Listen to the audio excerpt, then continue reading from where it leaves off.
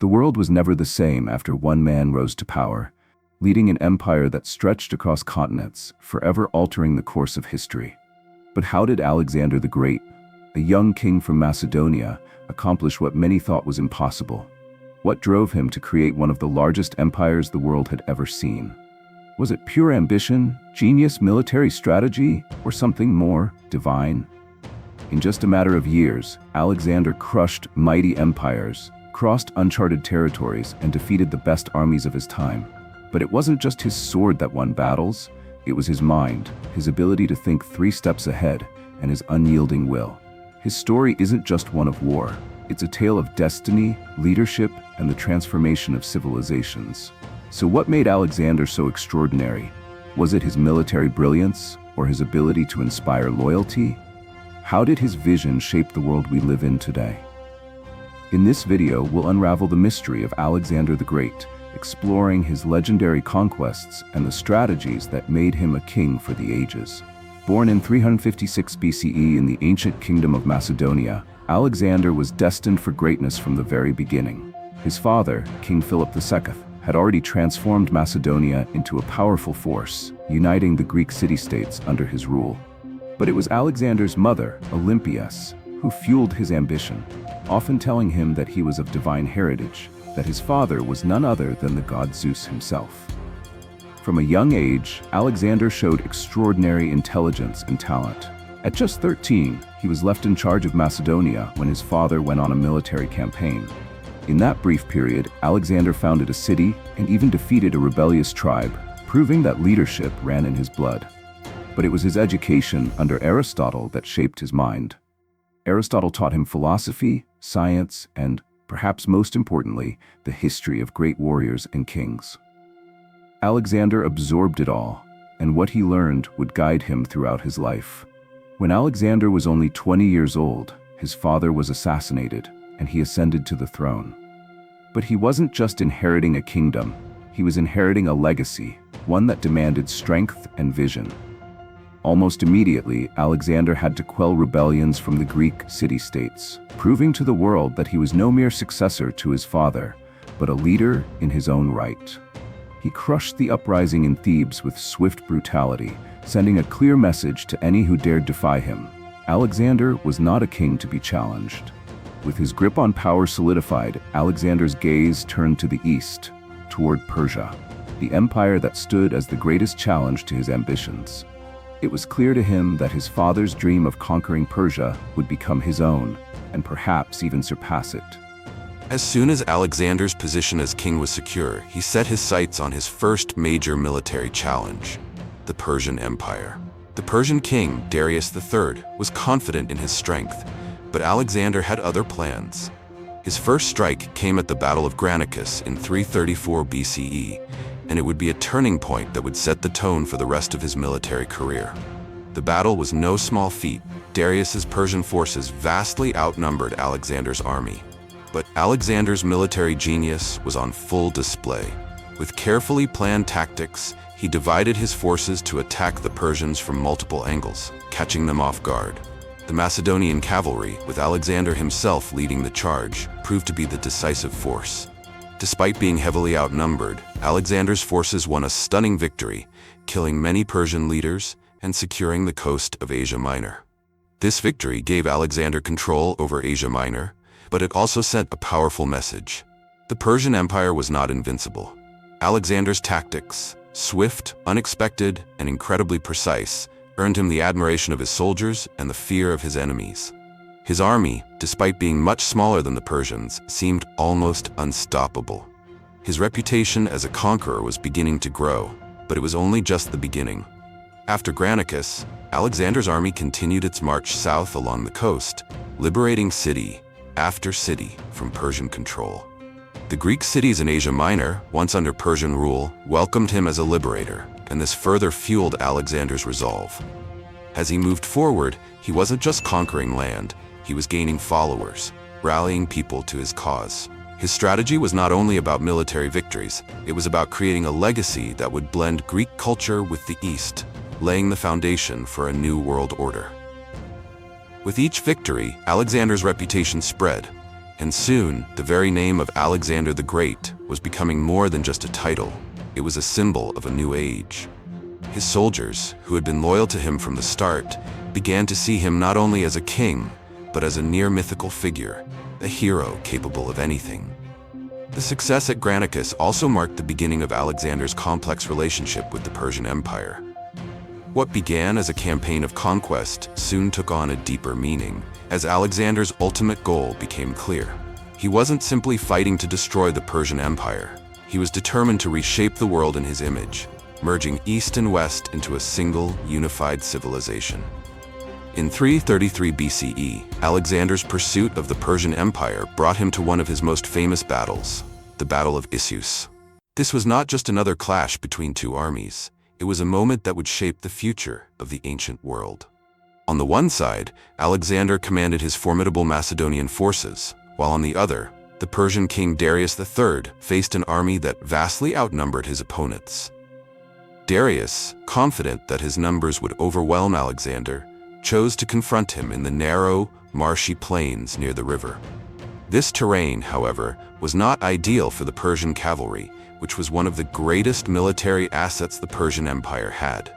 Alexander, ever the strategist, recognized this and used the terrain to his advantage. The Persians, despite their superior numbers, were hemmed in by the surrounding mountains and the river, which severely limited their maneuverability. As the battle unfolded, Alexander led his cavalry in a direct charge toward Darius's position. The Macedonian king, known for his boldness and fearlessness, spearheaded this assault, leading from the front. The Persian forces, though vast, began to unravel as Alexander's men advanced in coordinated waves, expertly executing their military tactics. Darius's forces, once confident in their superiority, were soon disoriented and confused by the Macedonian assault. What followed was a decisive turn of events. As the battle raged on, Darius, seeing the tide turning against him, made a desperate decision. He fled the battlefield, leaving his army leaderless and in chaos. His retreat wasn't just a personal defeat. It was a symbolic moment, demonstrating Alexander's ability to outthink and outfight even the largest military force in the world at the time. The victory at Issus was monumental, not only because it was another stunning win for Alexander, but also because it showed the world that, no matter the size of the enemy, Alexander's tactics could overcome all odds. The battle was a complete rout of the Persian forces, and it left a massive hole in the Persian Empire's confidence.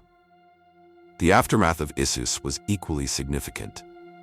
Alexander's victory secured him control of the eastern part of the Persian Empire, including crucial territories in Syria and Phoenicia.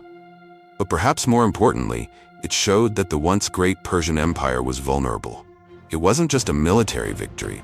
It was a psychological blow that shattered the myth of Persian invincibility and emboldened Alexander's troops, who began to see themselves as conquerors of destiny. After the decisive victory at Issus, Alexander's campaign took him further south into the land of Egypt. The Egyptians, long under the rule of the Persian Empire, welcomed the young conqueror as a liberator. To them, Alexander wasn't just a foreign king. He was the one who would free them from Persian oppression and restore their ancient glory. When Alexander entered Egypt in 332 BCE, he encountered no major resistance. The Persian hold over the region had weakened, and the Egyptians, who had once known the grandeur of their own empire, were eager for change.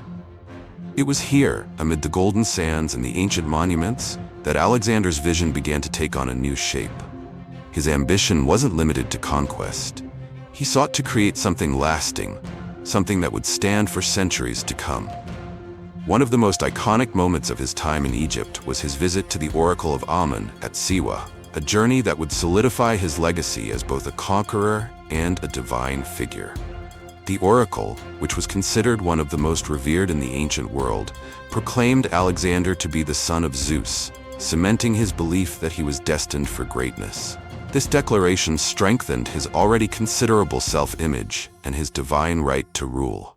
But Alexander's most enduring legacy in Egypt would be the founding of the city of Alexandria. Located on the Mediterranean coast, Alexandria was designed to be a thriving hub of culture, knowledge, and trade. An intellectual capital that would draw scholars and thinkers from all corners of the known world. With its famous library, Alexandria became a beacon of Hellenistic learning, attracting some of the greatest minds in history, from Euclid to Archimedes.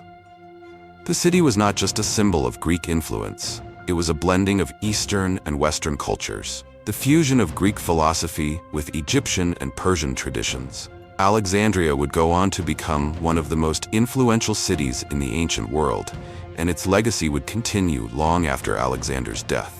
For Alexander, Egypt was not just a conquest.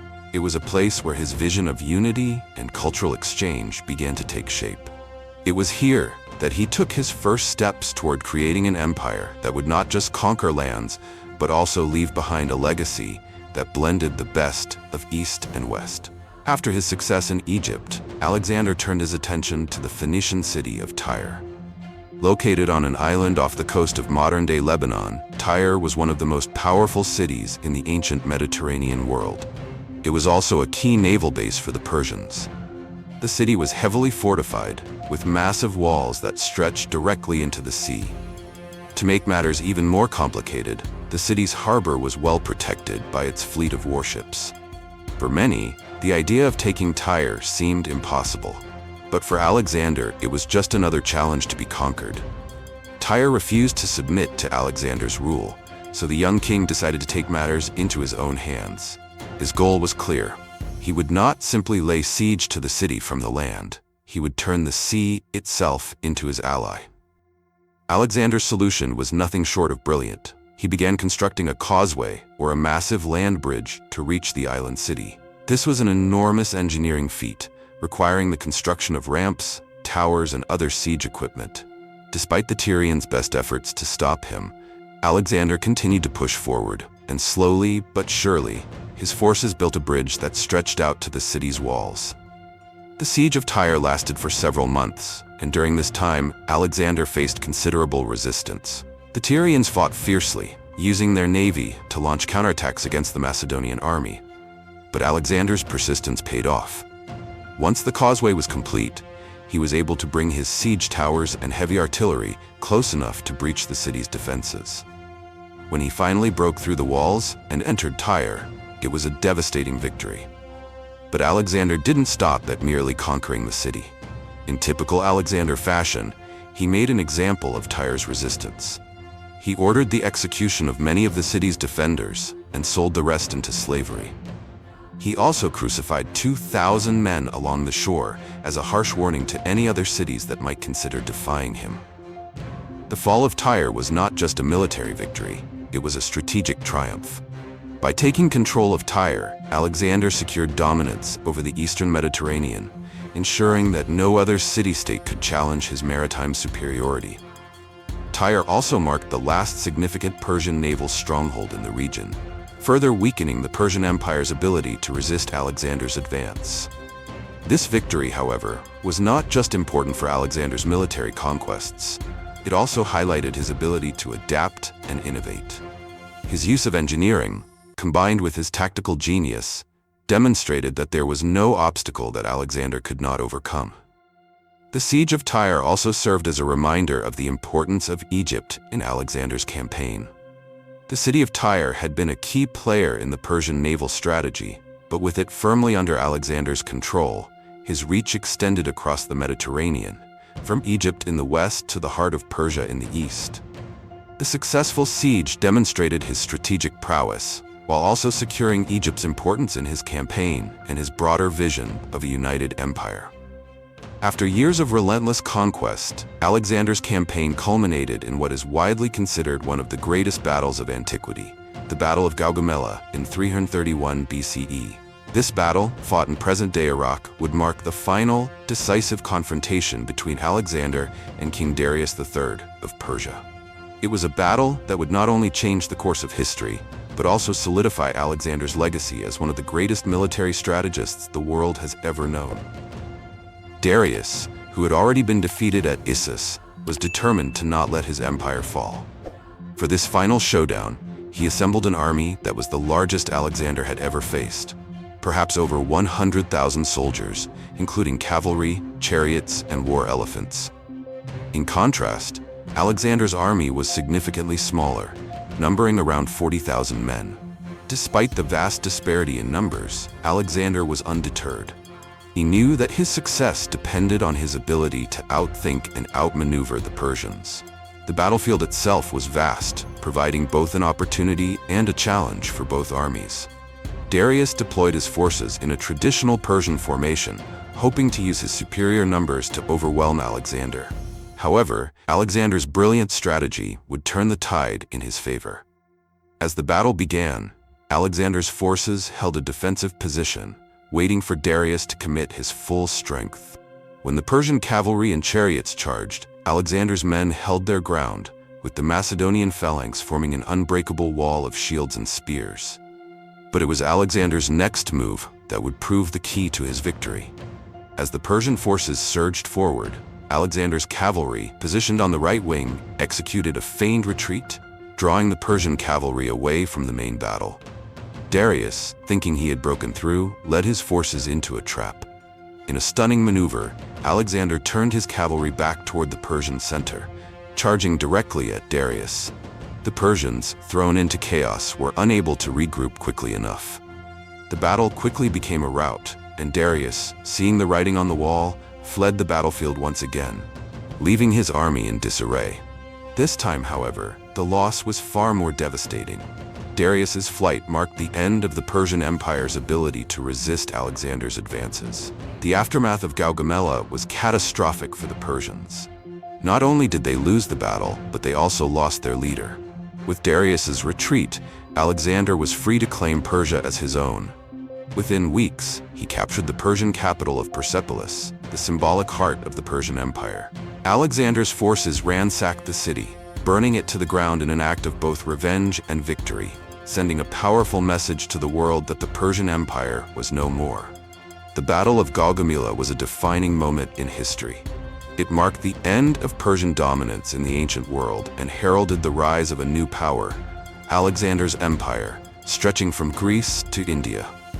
What made this victory particularly remarkable was not just the tactical brilliance of Alexander, but his ability to inspire and lead an army that, despite being outnumbered, never faltered. His victory at Gaugamela was the culmination of everything he had learned in his previous campaigns. His ability to think strategically, adapt to his environment, and lead his soldiers with unparalleled charisma and courage.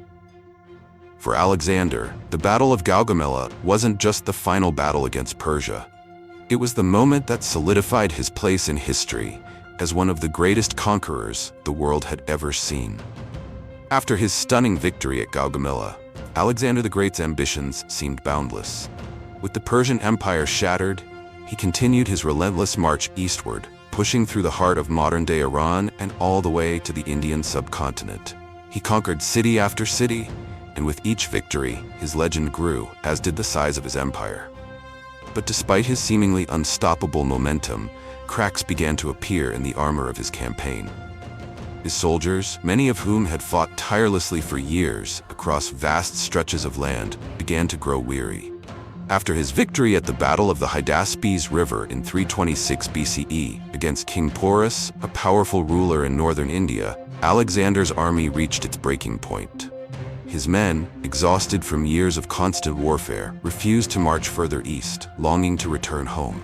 They had crossed deserts, fought in mountains, and battled in lands completely foreign to them. Despite Alexander's impassioned speeches, they demanded to turn back. This marked a turning point in Alexander's campaign. Reluctantly, he agreed, beginning the long journey back to Babylon. The march back was arduous, and Alexander's health began to deteriorate.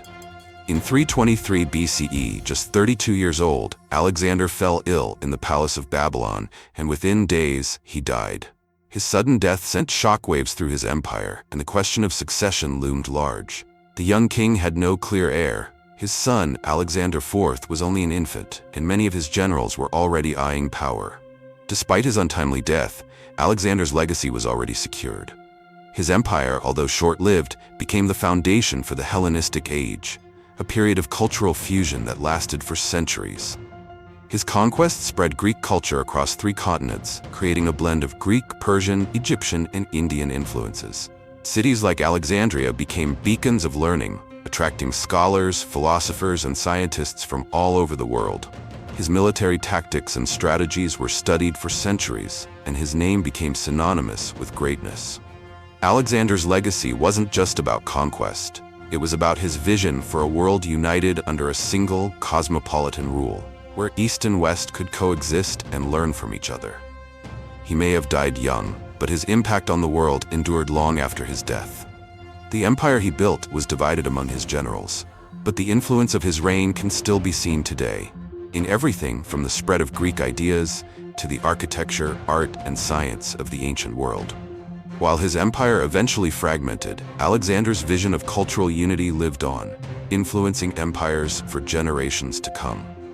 The dream of a world united under a single banner, although never fully realized in his lifetime, became an idea that would continue to inspire conquerors, rulers, and visionaries throughout history. As we look back on the life of Alexander the Great, it's clear that his legacy is much more than a series of military victories. He wasn't just a conqueror, he was a visionary who reshaped the world, blending cultures and expanding the horizons of what was possible.